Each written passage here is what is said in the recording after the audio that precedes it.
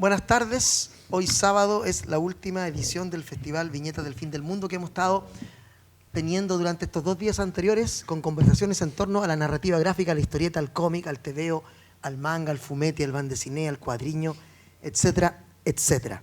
Hoy nos toca hablar de Planeta Fanzine.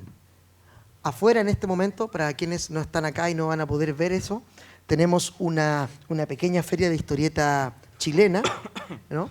En donde una gran cantidad de editoriales independientes están mostrando su trabajo. Y esta tarde tengo aquí para hablar de esta mesa que denominamos Planeta Fanzine por la fuerza, la capacidad de producción y la calidad del trabajo que bien merece casi un planeta, ¿no? Completo, no un pequeño espacio, ¿no?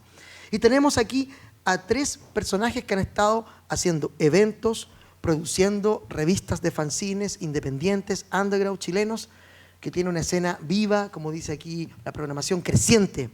Y quisiéramos hablar de cuáles son las preocupaciones que ellos tienen, los problemas, los desafíos, las proyecciones de este Planeta Fanzine.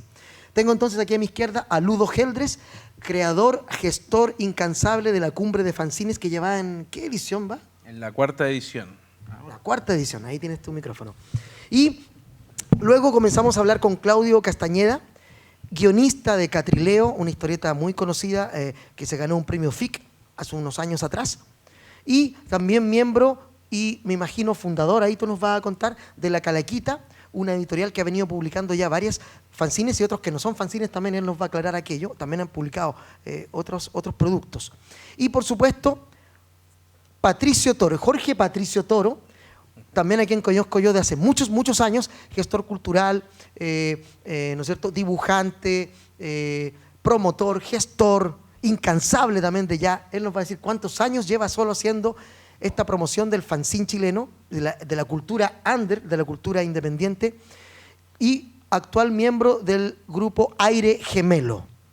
Ellos 3 son los invitados y comenzamos entonces. Vamos a ir mostrando algunas imágenes de cada uno. Estas son de Ludo, independiente de que vayamos hablando cada uno encima, ¿no? ¿Cómo es este panorama? Quiero partir por ti, Pato Toro, que tú eres el hombre de mayor edad, de una barbacana ya, y que tienes años de experiencia en el mundo de las editoriales independientes, en el mundo del fanzine. ¿Qué es para ti el fanzine? ¿Qué es para ti este universo gigantesco de producción que ha venido creciendo cada vez con más fuerza? Sí, efectivamente he sido un testigo presencial de lo que ha sido el desarrollo de la edición independiente en Chile. Cuando uno partió haciendo esto en los años 70 ya, finales de los años 70, era interesante porque respondía a factores políticos de la época, a factores de dictadura. Los fanzines en esa época eran básicamente resistencia cultural, resistencia alternativa. Ya a finales de los 80, con las tribus urbanas thrash y punk, comienzan a hacer un relato al respecto de lo que son las escenas de resistencia cultural. Luego, en los 90, el fanzine se transformó en una herramienta de experimentación. Nosotros nos conocimos a principios de los años 90 en algunos eventos en San Miguel, de hecho. Recuerdo haber visto una charla tuya en esos años. Luego, desde el año 2000 en adelante, se empieza a conformar una escena relativa a lo que es la aparición de las nuevas tecnologías. Y actualmente hay una escena bastante cohesionada al respecto de lo que es el fanzine. Entonces, ha sido súper interesante ver estos desarrollos, todas las personas que han participado, todos los artistas. Muchos de ellos ya no están en Chile, o algunos se dedicaron a otras cosas. Mucha gente del mundo del diseño simplemente se dedicó a diseñar. Pero ese es más o menos un resumen. Tú hablaste de resistencia, esa palabra es muy importante. ¿Qué es para ti esa resistencia cultural? Cuéntanos, ¿de qué se trata eso? Bueno, en momentos más oscuros, como en dictadura, la resistencia era algo extremadamente necesario, era un tema de vida o muerte. Básicamente lo que se desarrolló en esos años era una suerte de publicación que denunciaba las violaciones a los derechos humanos, se distribuía de mano en mano en las peñas folclóricas. También habían algunos espacios culturales, como por ejemplo Matucana 19, el Trolley, Centro Cultural Mapocho, no confundir con la Estación Mapocho, que era otro lugar que ocurría acá en Santiago. Y andar con un fanzine en la mochila era tremendamente peligroso porque transmitía información de gran valor cultural, social y sobre todo de denuncia. Actualmente uno puede ver muchas de estas publicaciones en el Museo de la Memoria, también en el Museo de la Solidaridad Salvador Allende, son parte de las exposiciones. Y es muy interesante lo que ocurre porque son un testimonio único, válido, verídico al respecto de los sucesos de la época. Recuerdo, y con un ejemplo quiero explicitarlo, yo tuve en mis manos un fanzine o un boletín, como le llamaban en esos años, que hacía un relato al respecto de lo que era la experiencia de hacer ollas comunes. Eso es algo que yo no he visto nunca en un libro publicado, por ejemplo. No conozco autor o editorial que se haya dedicado a profundizar en los aspectos sociales, emocionales que existían en torno a la olla común. Y un fanzine justamente fue la plataforma que se dedicó a explorar ese tipo de áreas tan sensibles al respecto de la comunidad en esos años.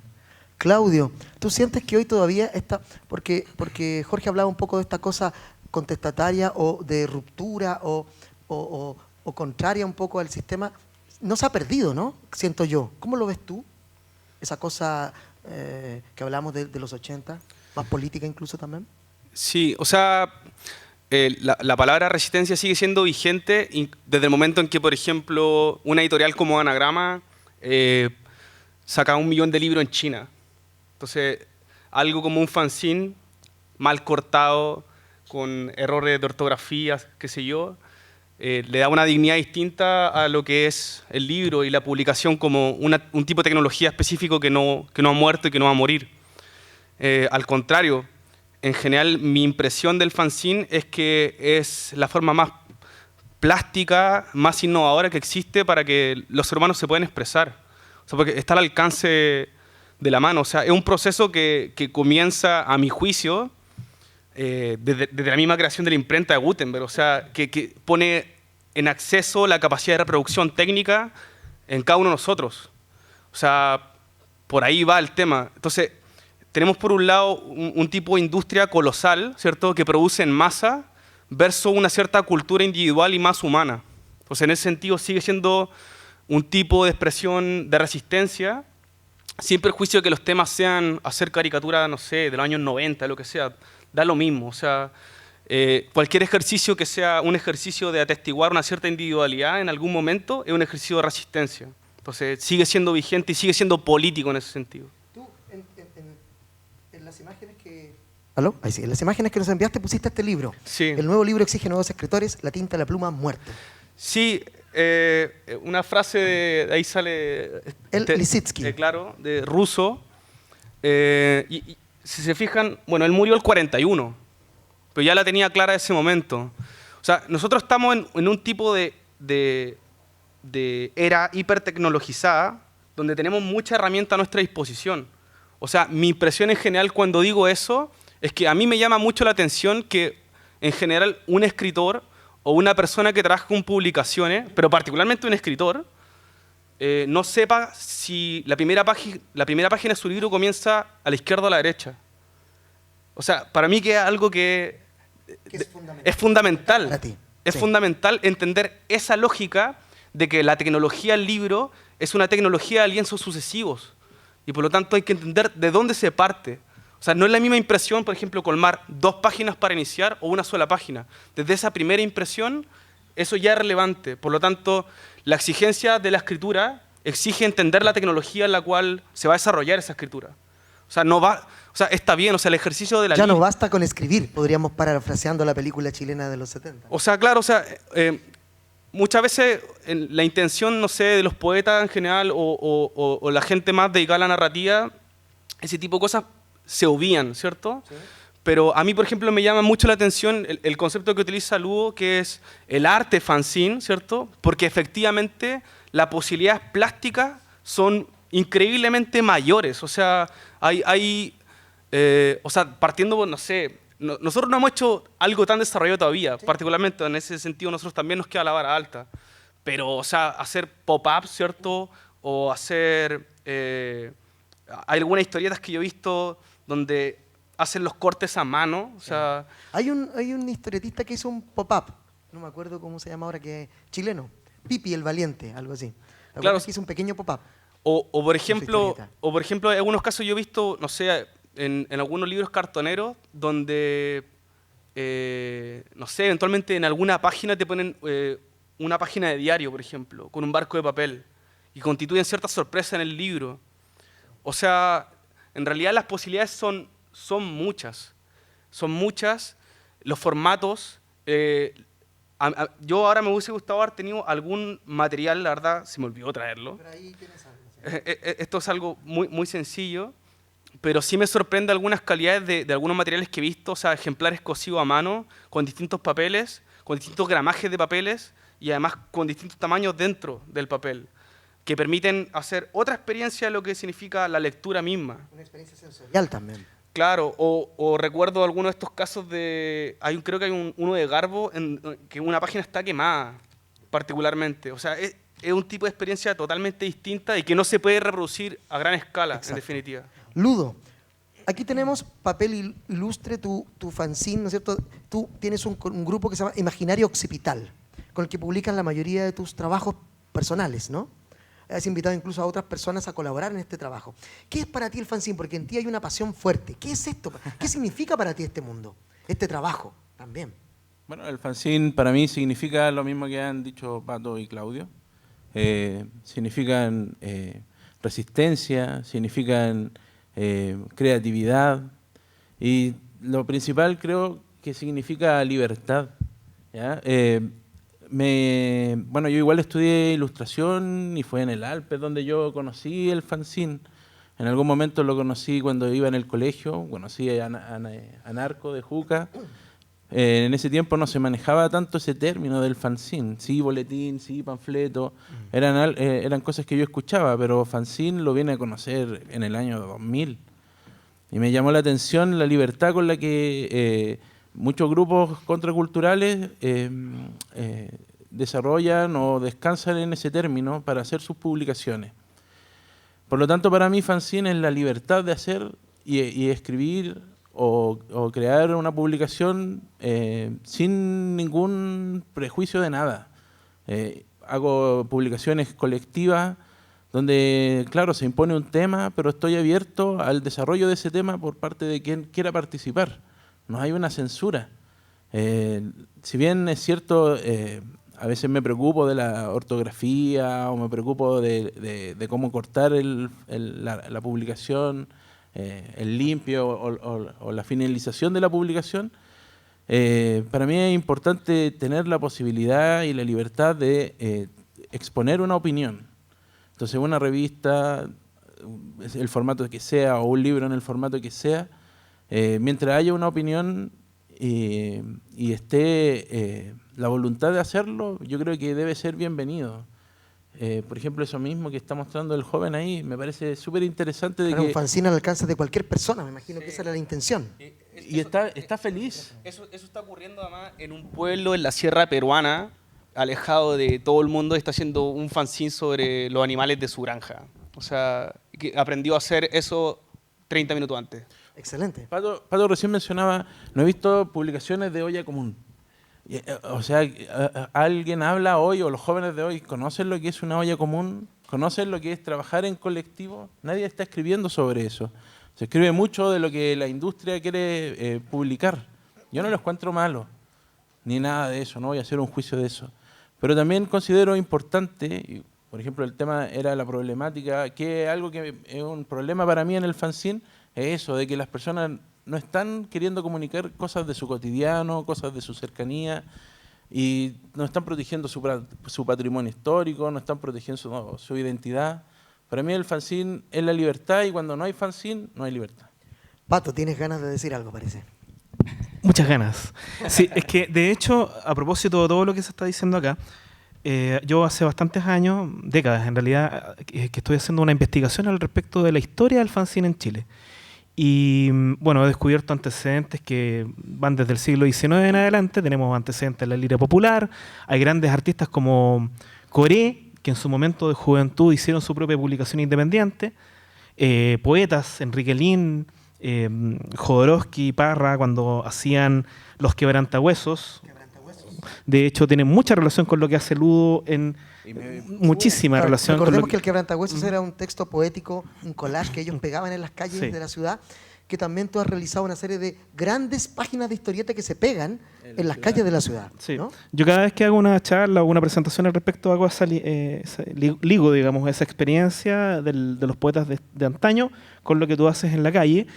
Y en toda esta investigación he descubierto que existen muchos fanzines que han sido experimentales y que, si bien no han abordado, por ejemplo, el tema del pop-up, que es una cosa más bien de diseño técnica, sí han realizado experimentos que son muy interesantes. Por ejemplo, muy a la pasada puedo hablar de Jorge Catoni, que es un interesantísimo desarrollador de fanzines, que, por ejemplo, tenía un fanzine que te lo entregaba sellado. Él se quedaba al lado tuyo mirando cómo lo abría, y cuando lo abrías caía chaya. Lo que a él le interesaba era ver tu rostro de sorpresa. La reacción del Sí. lector in situ. Exacto. Era Ábrelo aquí, cuando estoy yo frente a ti. y la chaya cayó una vez, digamos. Esa fue la experiencia. El colectivo Greta Garbo, bien lo digo, Greta Garbo, realizaron, por ejemplo, un fanzine llamado Fititubi, que era temático, y en algún momento hacen un fanzine especial terror, y lo mismo ponen dentro del fanzine Tierra de Cementerio. Eso es extremadamente experimental y, de hecho, tiene mucha relación con muchos fanzineros de Extremadamente distintas... sucio para el lector. Te cae Tierra de Cementerio ahí en tu casa. En los años 90 había un gran fancinero que era Ricardo Vega, y en esos tiempos firmaba Divo, que también realizó un montón de fanzines extremadamente Sí, experimentales. recordemos, para que la gente que no lo conoce, yo colaboré con él en varias ocasiones y algunas veces yo escribía textos para ese fanzine y él hacía textos, fanzines muy pequeños. Recuerdo que uno era como una bolsa de té. Sí. Tenía el mismo aspecto de una bolsa de té, solo que había que abrirlo y leerlo. Era muy bonito. Sí. Fanzines con enchufe, él hizo muchas veces. Con Sí, sí. enchufe real, digamos. Sí. Bueno, O sea, es proclive al mundo del fanzine y la experimentación. Y aquí estamos viendo a Patricio Toro haciendo algunas charlas de difusión y de enseñanza, al igual que tú hiciste con estos muchachos en Perú, me imagino, de cómo hacer fanzines, que es algo muy fácil, ¿no? sí, de hecho, el mundo juvenil e infantil recibe muy alegre este tipo de iniciativas creativas. La imagen anterior es un taller de fanzines extreme que hice, de hecho, full. Allá en Matucana. Eso fue en el Museo de Arte Contemporáneo, en el MAC. Claro, en una feria de experimentación muy interesante. Y de hecho me gustaría pasar a la imagen siguiente, porque de hecho eso es una feria de fanzines. Yo soy parte de una producción de gestores que realizamos la feria de fanzines. Llevamos en nuestra feria número 29. Es una feria itinerante. Esa fue en la Facultad de Arquitectura de la Universidad de Chile. Y fue una sorpresa para nosotros porque llegaron 100 expositores, 100 fanzineros de distintos lugares de Chile. Nosotros no nos conocíamos todos en esa época. Entonces, de alguna forma se ha ido cohesionando, nos hemos ido conociendo unos con otros y hemos podido trabajar en conjunto. Hay que decir a la gente que está aquí, que va a ver esto en video, que los fanzines pueden ser de todo tipo de temas, no hay límite ¿no? Solo la imaginación. Y la voluntad. Bueno, nos ocupan aquí principalmente los de historieta, como ejemplo. Catrileo. Hablemos de Catrileo. ¿Qué es la experiencia Catrileo? ¿Cómo nace? ¿Cómo se desarrolla? ¿En qué está? Es una historieta que cuando salió a nosotros nos gustó a todos mucho. Sí. Digamos. Fue muy interesante verla. Está obviamente muy ligado a todo lo que fue entender lo que era el fanzine, porque partió como algo absolutamente experimental también. O sea, solo teníamos ganas de hacer una historieta y nos enfrentamos a la problemática siquiera de que ni siquiera sabíamos diagramar un libro. O sea, no sabíamos diagramar una página. Con suerte sabíamos ocupar Photoshop. O sea, yo particularmente no tengo ningún tipo de instrucción al respecto sobre diseño. Entonces, involucra un montón de aprendizaje. O sea, partiendo, por ejemplo, por la misma rotulación, porque si bien Tomás, que es el dibujante, no hace muy bien, digamos, la tipografía, ¿no? Él no le queda muy bien, no le acomodaba hacer la rotulación él mismo de manera análoga. Entonces también, de alguna forma, nos obligaba a ir un poco más lejos. Entonces, particularmente en ese proyecto, fuimos sacando algunas historietas por internet y nos fue yendo bien, había una cierta acogida y en algún momento acumulamos un cierto material y recuerdo que fue la postulación en la Feria Plaza Brasil. Y me acuerdo que Tomás me dijo, pero ¿qué vamos a presentar en la Feria Plaza Brasil si no tenemos nada? Le dije, mira, postulemos y si quedamos, bueno, ahí apechugaremos nomás. Y así nomás ocurrió, o sea, eventualmente nos llegó el aviso que habíamos quedado y yo tuve que aprender a diagramar de manera express. Me bajé un InDesign pirata y fuimos dándole, y fuimos completando esa información. Entonces, eventualmente todo el proyecto nos ha llevado a otro tipo de experiencia que eventualmente también te lleva a comprender cuál es la lógica del libro, y por eso como que me gusta insistir en estos términos de la tecnología del libro, de entender que los libros son un tipo de tecnología particular, y entender también lo que significa rasgar una superficie para que permanezcan códigos en ella, y que eso incluye tanto el dibujar como el escribir, y la conjunción de ambas, y la historieta, que es una cosa distinta a dibujar y escribir al mismo tiempo. Pero en definitiva, entender todas las lógicas posibles de la secuencia y de la rasgadura superficie, y luego entender que todo es una superficie que se puede rasgar, por ejemplo. O sea, el proyecto en sí mismo ha sido un proyecto que fue como una punta de lanza para descubrir más cosas. Y un proyecto que después devino en La Calaquita. Claro. ¿Qué es La Calaquita? Es que en esa misma ansiedad de ir publicando cosas, porque al final se genera una cierta ansiedad, es lo que le contaba al Pato hace un rato. O sea, oye, ya como 4 meses sin publicar nada, y entonces me tengo que quedar una noche despierto toda la noche para sacar algo. Como porque he entretenido todo el proceso, ¿cierto? Y en general uno muchas veces siente como el peso o la cicatriz enorme de producir cosas buenas, y en general el producir cosas buenas tiende a paralizar a la gente. O sea, yo he permitido eso, que tú de repente hacías algo y en realidad no te gusta y lo botáis. Pero hay veces en que el proceso en sí mismo es más importante y te permite pasarte una noche desvelado y sacar un material y publicarlo al tiro. Entonces, La Calaquita era un poco la forma de paliar esa ansiedad, y aparte el hecho de que tú vas conociendo gente que está en la misma parada que tú, y gente que es talentosa y que también quiere compartir una noche contigo, y pasáis una noche entera trabajando con ellos y voy a hacer un fanzine de la noche a la mañana. Sí, que ha arrojado muy buenos fanzines. Que es, por ejemplo, esto, ¿no? O sea, que esto parte como una joda. O sea, esto es una atalaya digamos, son testigos de Jehová, ¿no? Entonces dijimos, oye, hagamos una atalaya satánica una noche. Y Bastián Browning, o sea, pescamos esto, lo escaneamos y en una noche hizo la portada. Y listo, o sea... Así se creó.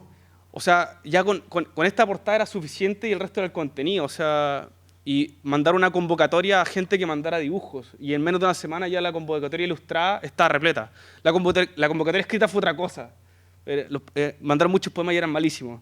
Entonces, hay que hacer una edición ahí. Claro, no, como que se va separando. ¿Sí? O sea, todos hacían poemas como Baudelaire. Entonces, en realidad, si todos hacen poemas como Baudelaire, mejor pongamos Baudelaire. Claro. que fue la opción que tomamos. Pero ese trabajo como colectivo también es interesante, así como una noche, ya hagamos algo sobre esto nomás. Pero a mí esa aprehensión sobre el hacer la obra maestra, la obra magistral, es todo un tema, porque en realidad, realmente, en el desarrollo artístico es un valor propio, pero muchas veces también tiende a paralizar a la gente, yo he visto. A otras no los tiende a paralizar en lo absoluto, pero... La inacción, claro. Claro. Del temor a cómo, si lo logro, esta obra que quiero o no la logro, te paraliza. O sea, fíjate, la mayoría de los ilustradores tienen, por lo general, alguna historieta en la cual odian lo que están haciendo. O sea, después de dibujar la sienten orgullosos un segundo y después como que no les gusta. Pero es muy normal. Oye, Pato, mencionó acá la Feria de la Plaza Brasil, de la que tú fuiste uno de los instigadores, junto con un grupo de gente que siguió, desgraciadamente ya no sigue, pero yo siento, a ver si me sigues en esta intuición, yo siento que el desarrollo de la Feria de la Plaza Brasil, que se realizaba exactamente en la Plaza Brasil, contribuyó enormemente al despertar de los fanzines. Había gente que empezaba a producir para esa feria y producía muchísimo. Sí. Se hicieron muchísimas fanzines muy interesantes ahí. Bueno, esa feria que ya comenzó hace algo de 10 años atrás, es una iniciativa que nace de un grupo de gestores que nos unimos para trabajar en conjunto de un proyecto ferial público directamente en encuentro con la comunidad. Nosotros sentíamos que los eventos de cómics, de ilustración, de diseño eran eventos endogámicos. Nos conocíamos y nos veíamos los mismos de siempre y algún público seguidor, pero lo que nosotros queríamos era llegar a la familia, a la gente común y corriente que iba pasando por la plaza. Y fue un éxito brutal. Y se logró efectivamente, fue porque brutal. Estaba en un lugar público donde la gente atravesaba y entraba. Sí, de hecho, sin costo para nadie, sin costo para los expositores, una feria de entrada liberada, absolutamente, sin costo de nada. Ahí es donde se desarrollaron un montón de conceptos que actualmente se siguen efectuando en las ferias. Por ejemplo, el famoso encuentro de duelos de dibujantes, que ahora todo el mundo, en todas las ferias lo hacen. Yo te he copiado. Sí, no sé, yo sé, todo el Yo mundo. siempre digo, el creador de esto acá, el que lo empezó a hacer en Chile por lo menos, que sabemos que eso se hacía en todo el mundo, es Pato Toro. Claro, nosotros teníamos alguna referencia de lo que se hacía en Francia. Sí. Bueno, lo que nosotros queríamos hacer era una versión chilena, lúdica, de encuentro con la comunidad y sobre todo muy juguetona. Y funcionó. ¿Ah? A mí me da lo mismo que todo el mundo lo haga, me parece súper bien, de hecho. Me parece súper bien que ahora tengamos en este mismo momento en Santiago 3, 4 ferias que están funcionando al mismo Eso momento. es algo que antes no teníamos. Recordemos los oscuros, aburridos, terribles y fomes años 80, Sí. donde había un solo evento y todo el mundo iba a ese evento. Hoy es imposible, hay que ser Dios, si existiera, para estar en los 3 o 4 eventos simultáneos. De hecho, me encanta escuchar lo que dice Cayo, que es que, bueno, postulaste y quedaste y por eso tenías que hacerla. Po. Claro. Ah, ¿por qué? Porque ese era justamente el desafío que nosotros teníamos con los dibujantes. Muchas veces los dibujantes producían para la feria que se hacía una vez al año. Lo que nosotros queríamos era hacer un evento que obligara a la gente a crear publicaciones constantemente. De la Feria Plaza Brasil llegamos a la Feria de Fanzines, que la hacemos constantemente, comienzan a aparecer muchas ferias y nos parece súper bien. No, ojalá existan ferias todos los fines de semana para que todo el mundo tenga encuentro con este tipo de iniciativas. Ludo, la cumbre de fanzines. Hay dos cosas que tú impulsas fuertemente. Son Imaginario Occipital, que es la producción material de obra tuya y de otra gente, y la cumbre de fanzines, que se hace habitualmente en la Biblioteca de Santiago. Sí. A ver, el Imaginario Occipital es una suerte de editorial imaginaria que también nos obligamos a desarrollar publicaciones, tratar de ser lo más constante posible. También genera un aprendizaje porque en realidad la única manera de aprender es poner en práctica lo que uno sabe, lee y escucha por ahí. Si uno no cruza el río, jamás va a saber lo que hay al otro lado. Y generar una publicación con la orientación apropiada, eso puede ayudar a que se motiven en hacer más publicaciones. ¿Ah? Yo también postulé a la Feria de Plaza Brasil y fue un gran motor para poder hacer cosas. Aunque yo ya tenía publicaciones que iba y ponía en cualquier lado. Qué lindo escuchar todo eso, chiquillos. Sí. Súper. Yo he hecho de menos Plaza Brasil. Y también participé en los comienzos de la Feria de Fanzines, que era como la misma motivación. O sea, no tiene convocatoria la Feria de Fanzines. Uno va y lleva sus fanzines y ya. Y si hay espacio, entonces podéis participar. Siempre hay espacio, porque siempre hay alguien que dice, no, ponte acá. Y bien, eso es una motivación. Entonces el imaginario tenía esa intención. Si los espacios están, entonces hay que ocuparlos. Encuentro que es como derrochar espacios, derrochar oportunidades, estar viendo y criticando lo que hay y no ser participativo o simplemente no estar. Y en base a eso también, en esa motivación, genero la cumbre de fanzines. ¿Cuántas cumbres de fanzines ya se han realizado hasta ahora, 2016? 4. 4. Una por año en el mes de abril. Y la idea era generar algo inclusivo, obviamente, porque eso es lo que me gusta del fanzine. El fanzine habla del tema que se le ocurra. Eso me encanta. Y bueno, la Feria de Plaza Brasil estaba como súper orientada al cómics. Y eso no era como lo que en algún momento queríamos indagar. El papel ilustre en su inicio trataba de todos los temas, había fotografía, había cosas escritas o artículos relacionados a la arquitectura o otros artículos, la gente escribía lo que quería.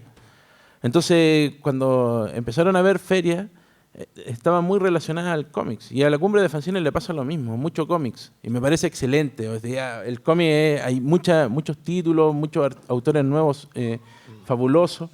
Pero quisimos probar otra línea de convocatoria. Entonces empezaron a llegar artistas que estaban orientados a la fotografía, a la poesía. Se abrieron a otros géneros y fue súper interesante. Lo hicimos en el mes del libro, por lo tanto ya no estaba orientado al cómics, sino que estaba orientado abierto a otras cosas. Claro. Oye, ya nos queda poco tiempo antes de pasar a las posibles preguntas del público. Tengo la última pregunta mía. Todos ustedes tienen, me imagino, la posibilidad de publicar en otro lado, de abrirse campo hacia otros lugares, pero siento yo, y aquí no sé si los interpreto, ustedes toman una decisión que incluso yo diría política, incluso de yo quiero estar en el mundo del fanzine. ¿Es así o no es así? Sí, pues, yo soy un fancinero, Sí, así me tú eres- presento. Es así. Yo sé que tú incluso teniendo posibilidad de imprimir en otro formato y calidad, tú insistes en el fanzine. Sí, ¿Por pues. qué? Antes de pasar a las respuestas de los demás. Porque me gusta promover el fanzine. O sea, si una persona dice, me gustaría... A ver, hay un dicho que dice, escriban un libro, planten un árbol. sí. Ya, pues entonces, ¿qué tan sencillo, qué tan difícil puede ser? Es súper sencillo. O sea, no es fácil así como, ya voy y lo hago. Claudio ya hablaba de una noche generando solo una portada. Pero hay hartos beneficios en eso. Se pasa bien, se genera un ambiente, se aprenden cosas nuevas. Porque uno nunca lo va a saber todo. Entonces, a medida que va trabajando y que va ejecutando, va aprendiendo. Entonces, ¿por qué cortar eso? O sea, si... El trabajo colaborativo, dices Claro, tú. si tanto costó en periodo de dictadura. Hoy yo siento que el fanzine no lucha contra nada, ¿ya? Lucha contra la industria y en realidad es una pelea que casi no se visualiza. Pero qué interesante es ir con un fanzine en la mochila y estar en riesgo tu vida o tu libertad. Entonces, el constante hecho nos prepara para eso. Pues si en algún momento llega a ver, yo no... qué triste sería que por la idea de alguien se cerrara la editorial y que no vamos a publicar más y vamos a volver a un oscurantismo cultural. No. Claudio, ¿cómo lo ves tú? O sea, a mí me cuesta hacer la distinción en realidad porque no me parece que sean cosas distintas en realidad. O sea... Sí, pero una es una editorial gigante que edita todo, en cambio acá lo haces tú solo. Hay Sí. una decisión ahí, porque a lo mejor tú podrías ofrecer un libro a una editorial, pero a lo mejor no lo quieres. No sé, esa es la pregunta. Claro. Sí, o sea, depende de muchas cosas. Y yo como el ejemplo que da al principio, en realidad hay alguna cierta... O sea, no sé, el abaratar costo y todo eso, imprimir en China, son cosas complejas en el sentido de la industria a nivel global. Pero tampoco son cosas que se puedan, o sea, a mi parecer, no son cosas que se pueden descartar del todo. Porque de partida, o sea, un fanzine es un libro, es una publicación, o sea, es solamente un cambio de enfoque nomás, es una subjetivización distinta sobre el objeto, pero no hay mayor diferencia. A lo que voy yo, un poco, a mí lo que me interesa en torno a lo del fanzine es que tiene posibilidades más plásticas, en el sentido de que hay una mayor humanidad y hay un mayor control y hay una mayor libertad. O sea, efectivamente, el mundo del fanzine es un mundo, digamos, como de perdedores con libertad, en el sentido, o sea, porque se puede hablar de cualquier cosa. O sea, uno puede encontrar cosas absolutamente interesantes y sublimes. O sea, yo he visto algunas cosas algunas publicaciones que me han emocionado profundamente, que sé que no podría encontrar en otro tipo de formato porque la industria probablemente no va a hacerse de ese tipo de formato, ¿cierto? Un formato más convencional, claro. Sí, pero no solo los formatos, sino en las temáticas que están trabajando. Contenidos también. Claro. O sea, en temas de contenido, yo he visto publicaciones muy profundas y también muy descarnadas, pero que probablemente no tengan mucho éxito a nivel global porque en general se tiende a consumir ciertos productos que tienden a ser alegres a las personas, lo que no está mal, en realidad. Pero es más difícil encontrar cosas más críticas, pero así críticas, ¿no? A lo que voy es que tanto como existe eso, también hay cosas que son unas peladas de cable absoluta y es lo que permite esa libertad, ¿cierto? Es lo que permite esa libertad y este mundo como más, entre comillas, perdedor, ¿cierto? Porque no está ligado al, entre comillas, mainstream también, que hablar de mainstream también en Chile es algo extraño. Extraño, claro. Porque- ¿Qué mainstream porque- tenemos si somos Exacto. nada? Pero digamos, en ese rango de cosas. Exacto. Pero yo, la verdad, la diferenciación entre libro y fanzine, Te es indistinta. claro, o sea, es solamente la forma en que yo estoy mirando el objeto nomás, pero El el objeto es enfoque el mismo. editorial, en el fondo. El objeto es exactamente el mismo, es una publicación. Pato. Patricio Toro. Bueno, debo partir diciendo que yo amo los libros. Trabajo en bibliotecas públicas hace 10 años como productor y como gestor. Y me parece súper interesante lo que está ocurriendo, particularmente con el tema de los formatos, porque ahora en las bibliotecas públicas conviven libros, revistas y fanzines. Ya son parte de las colecciones bibliográficas. Yo mismo me he encargado de hacer muchos espacios de desarrollo bibliográfico de fanzines en distintas ¿Tú has bibliotecas. realizado también al interior de las bibliotecas exposiciones de fanzines, Así es. charlas de fanzines, etcétera? Sí, de hecho, tal vez este es un buen momento para ver algunas fotos, porque así lo graficamos más entretenidamente. Bueno, estoy yo con mis propios fanzines, porque obviamente soy fanzinero. Está el tema de la educación. Yo mismo he participado también en la producción de un libro que se llama Hey, hagamos fanzines, junto con Acertijo.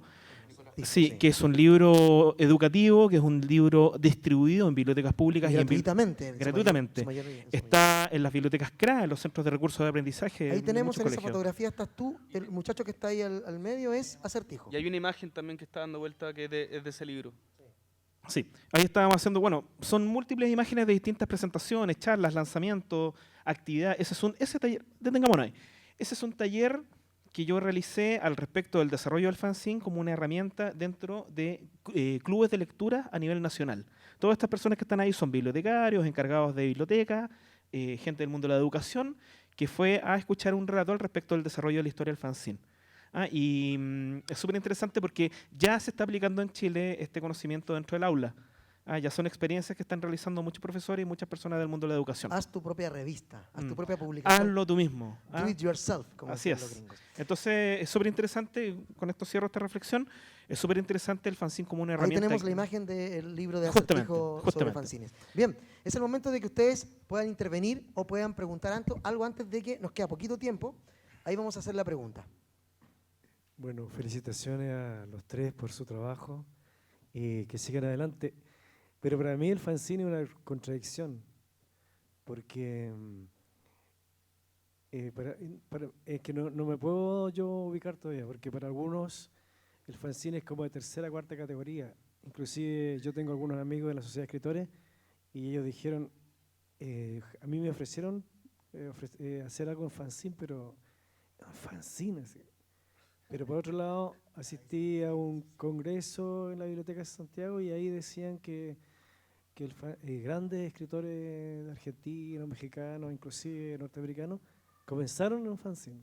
Entonces, la contradicción es... Yo sufro con eso. No he podido... Es una pregunta para ustedes, si les pasó eso o no. ¿Quién responde esa pregunta? Uno de ustedes, uno de los tres. Dale, Pato. Pato, tú.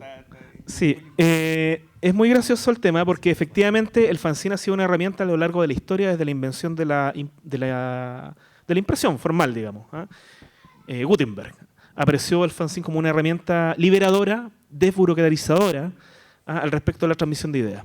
Si bien hay distintos momentos y épocas en que hay gente que ha denostado el fanzine como una herramienta, que es muy gracioso, en Chile estamos en un proceso en ese sentido. Hay mucha gente que denosta el fanzine y lo rebaja, digamos, al otro nivel, que es el nivel de lo low-fi, digamos, de la baja cultura.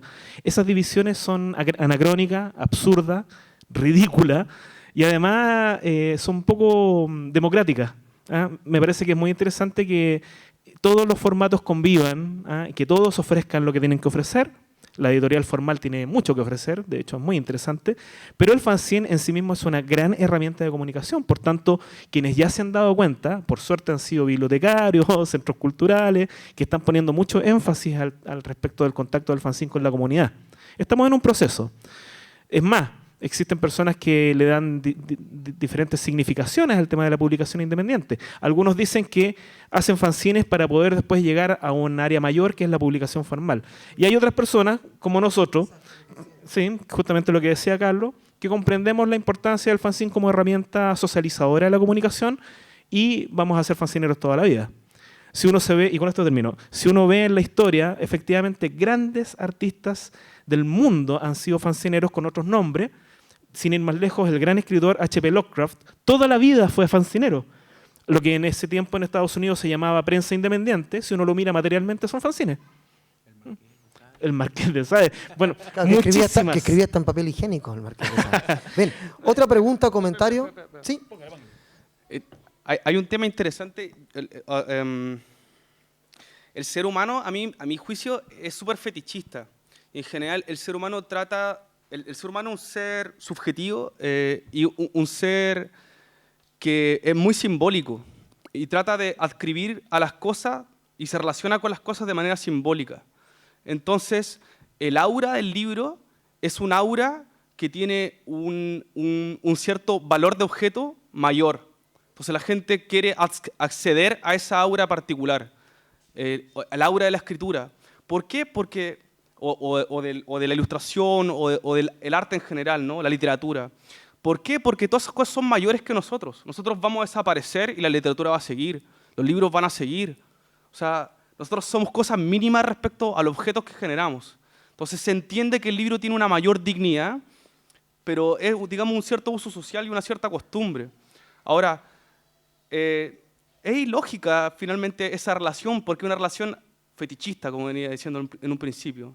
O sea, ese fetichismo llega a ser tal y es tanto una designación simbólica que en el caso de los poetas cuando hacen fanzines le llaman plaquettes. O sea, así de absurdo llega a ser en definitiva. O sea, una plaquette es una manera cursi de llamarle un fanzine. Es una manera francesa. Claro, es una manera francesa de llamarle un fanzine. Eso. Muchas gracias. La última pregunta y una respuesta breve, si es que hay, del público. Sí, allá atrás. Una pregunta y luego vamos a regalar un fanzine. Así que atentos a las preguntas que vamos a hacer. Candentes preguntas. Hola. Oye, se habló mucho de resistencia, esa cosa de los 80. ¿Y dónde está la entretención hoy en día?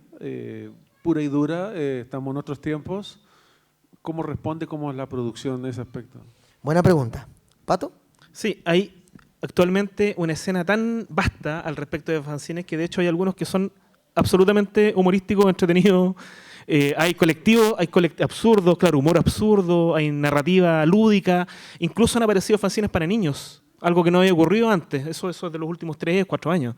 Entonces, ahora sí que se amplió absolutamente. Antes los fanzineros eran personas que desarrollaban su trabajo de manera bastante solitaria, pero el que ocurran este tipo de eventos, ferias, exposiciones, charlas, ha visibilizado tanto que ha logrado que el fanzine se vuelva una herramienta que está en pleno movimiento y crecimiento. Entonces, de hecho, hay ferias en donde uno puede determinar qué comprar y si bien uno se encuentra con obras muy oscuras, como la que estaba hablando acá Claudio, que son muy interesantes, también hay una oferta para otro tipo de espectro. Es más, yo desarrollo muchos talleres en distintos lugares en la región metropolitana y hago talleres con adultos mayores que hacen fanzines y son extremadamente interesantes, cuentan sus anécdotas, sus vidas. El fanzine puede ser realmente Es una muy forma de entretenido. comunicación de primer nivel. Sí. Muy liberador, muy terapéutico, puede ser muchas cosas. Cuando uno hace talleres, con eso agrego un poco, en lugares más peligrosos, peludos, como socialmente como se les llama, de pronto los muchachos empiezan a hacer fanzine en que tú entiendes el problema de su casa, lo que pasa en su barrio, es una poderosa forma de entender lo que le pasa a la gente. Ahora, todos se activaron. Ya, la última, rápido, chiquillos, nos queda... Sí, dentro de eso quería hablar, uno puede hacer o escribir lo que uno quiera. Y hay fanzines de entretención, hay fanzines que son absolutamente absurdos. Una vez conocí a un australiano que su fanzine era la historia de un pollito que nacía y con diferentes lápices de colores lo hacía. Y era muy interesante, había un fanzine de cómo robar tiendas, es que la entretención es parte de lo que uno quiere ver y de lo que uno quiere... Pero sirve para... No todas las cosas son así como antisistema y odiamos todo. No, hay cosas que están orientadas también a la contemplación, hay cosas que están orientadas a la entretención. ¿Por qué no? Para mí, algo que podría ser una definición más aportativa también al fanzine es que uno puede decidir la cantidad de ejemplares que quiere hacer. Puede hacer un ejemplar o puede hacer miles de ejemplares. Entonces, no es como la industria que tiene que estar limitada por lo que el comercio le exige. O sea, no podéis gastar mucho trabajo en una publicación para hacer solo una. ¿Ya? El deseo del fanzinero va en eso. Si uno quiere hacer una edición limitada, simplemente va y la hace.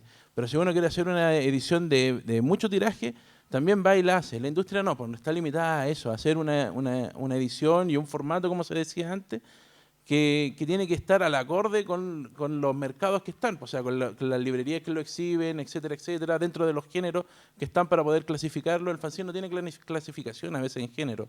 Entonces, cuando uno dice, pero ¿hay fanzine de humor? Sí, hay fanzine de humor. ¿Hay fanzine de aventura? Sí, hay fanzine de aventura. Es que fanzine es una palabra nomás, no, es una designación, es un abanderamiento que nosotros decidimos usar en base a eso. No nos calzamos con la industria solamente. ¿Podemos trabajar en la industria? Sí, podemos hacerlo.